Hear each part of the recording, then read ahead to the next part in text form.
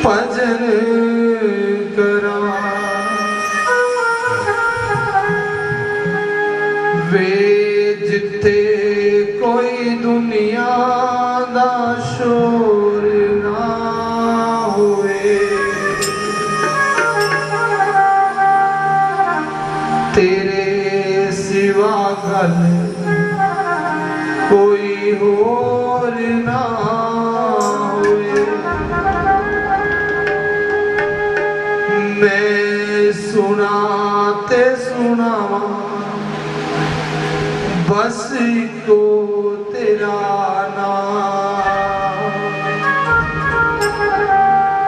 दस मेरे मालिका कोई ये हो जही था।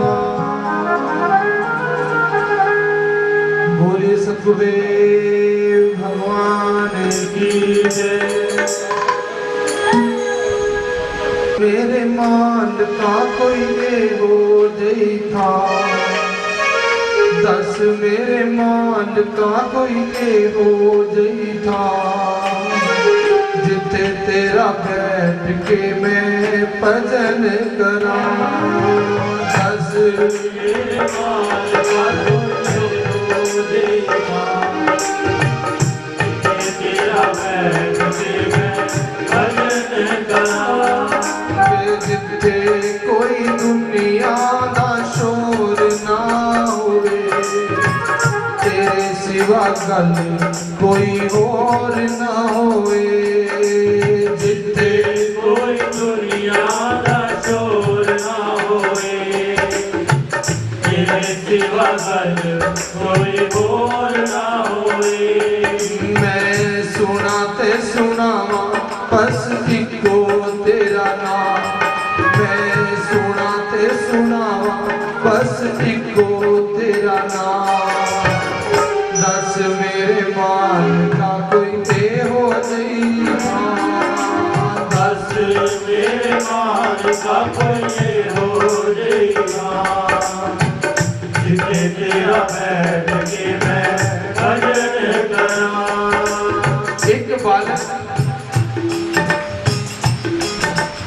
बचपन में ही पितृहीन हो गया। पितृहीन माने कि बचपन में ही सिर पर से पिता का साया जो है उठ गया। जब पिता का साया बचपन में सिर पे उठ जाए, पिता सिर पर ना हो तो वो पितृहीन होता है। एक बालक पितृहीन हो गया बचपन में, जब मां की गोदी में रहा करता था। थोड़ा सा बड़ा हुआ, लेकिन पिता जब ध्यान में नहीं है कि पिता कैसे होते हैं, पिता का महत्व क्या है,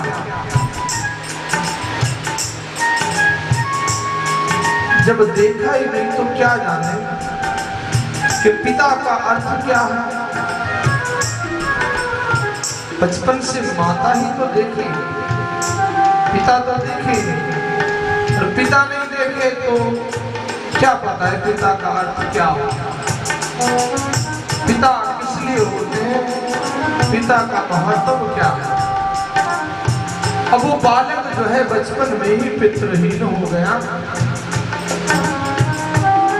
बढ़कर थोड़ा सा बड़ा हुआ तो जब अपने मित्रों के साथ, अपने दोस्तों के साथ खेलता था तो रोज कोई ना कोई अपने अपने पिता की चर्चा किया करता कि हमारे पिता हमारे लिए ये लेकर आए, हमारे पिता ने हमारे लिए ये कर दिया, हमारे पिता ने हमको ऐसा योग्य बना दिया।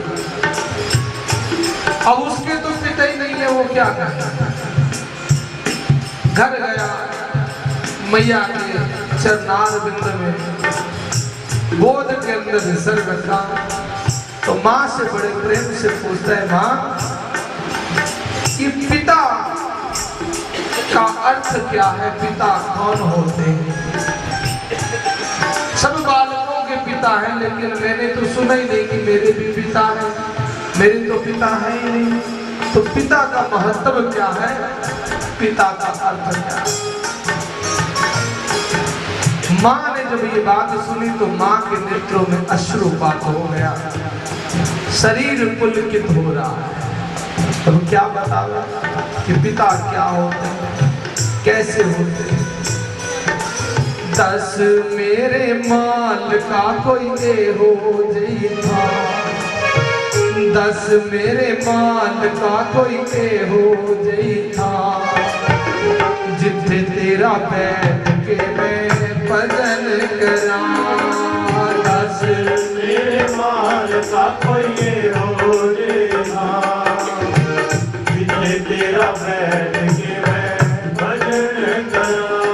वे जिथे कोई दुनिया दा शोर ना होए, तेरे सिवा गल कोई और ना होए। जिथे कोई दुनिया दा शोर ना होए, तेरे सिवा गल कोई और ना होए।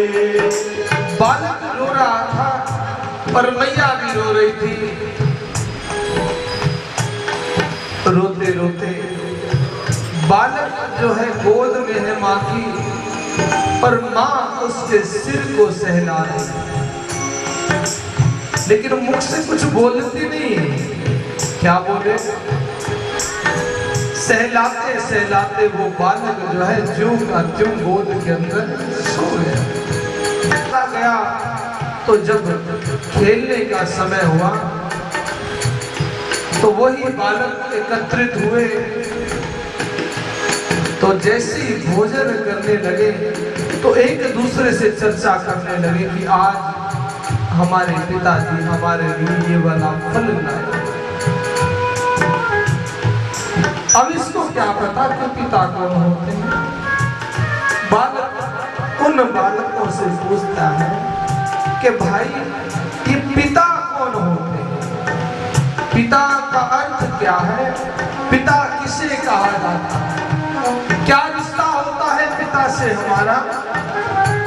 तो बालक कहते हैं पिता जो होता है हम उसके पुत्र होते हैं और वो हमारा पिता होता है और हमारी मैया का पति होता है। मन में जो भाव है वो और बढ़ गया। अब अर्थ तो पता लग गया, लेकिन मैं किसका पुत्र हूं और मेरी माता किसकी धर्म पत्नी है, और कौन मेरी मैया का पति कहलाता है, और जो पति कहलाता है वही मेरा पिता है। अब वो आखिर है कौन। अब सवाल एक और बढ़ गया घर की ओर। मन में भाव है कि माँ से जाकर पूछूंगा। 5 चोर दिने राती मैनू लुट दे, दुनिया दे अग विच मैनू सुट दे। 5 चोर दिने राती मैनू लुट दे, दुनिया दे अग विच मैनू सुट दे। ये वही तो 5 चोर हैं जो हमारे मित्र हैं, जो हमसे पूछते हैं दिन रात कि भाई तुम्हारा पिता तुम्हारे लिए क्या लाया। संसारिक पिता तो एक पल के लिए भूल सकता है, लेकिन जो परम पिता परमात्मा है वो एक क्षण के लिए भी नहीं भूल सकता अपने बालक। 5 चोर दिने राती मैनू लुट दे, दुनिया दी अग विच मैनू सुट दे। 5 चोर दिने राती मैनू लुट दे, दुनिया दी अग विच मैनू सुट दे। इना पंजा दा मुकाबला मैं कल्ला की करा, इना पंजा दा मुकाबला मैं कल्ला की करा। ये जो जो 5 चोर हैं इनको मैं कैसे बताऊं कि मेरा पिता कौन है वास्तव में, इनका मुकाबला मैं कैसे करूं? ये तो माँ ही बताएगी ना।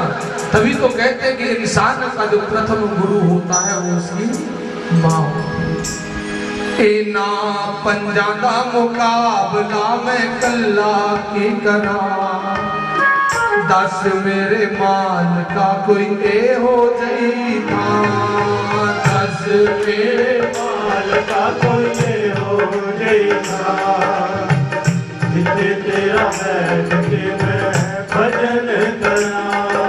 घर पहुंचा, माँ भोजन तैयार करके बैठी है कि मेरा बालक आने वाला है।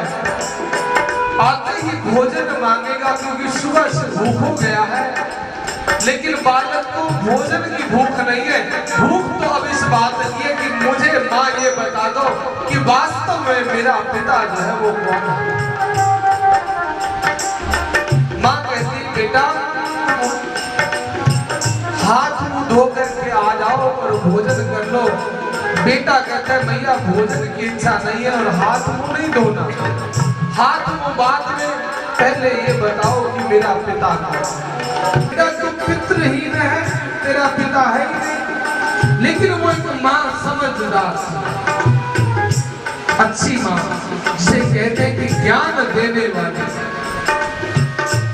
बालक को संग में लिया कि पिता से मिलना चाहता है, जानना चाहता है कि तेरा पिता कौन है, जानना चाहता है कि मैं किसकी धर्मपत्नी हूं, तू जानना चाहता है कि तू किसका पुत्र है। बोले हाँ माँ मैं जानना चाहता हूं। अब माँ बालक को संग लेकर जा रही है, ध्रुव की भी